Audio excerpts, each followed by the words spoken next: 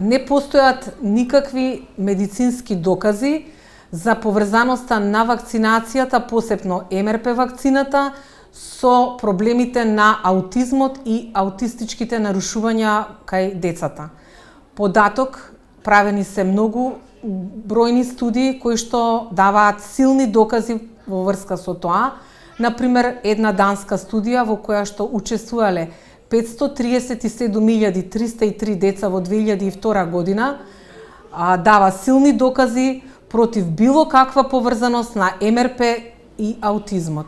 Кај овие сите деца не постоеше никаква поврзаност од моменталното давање на вакцинацијата, времето поминато и моментот со појавата на болеста.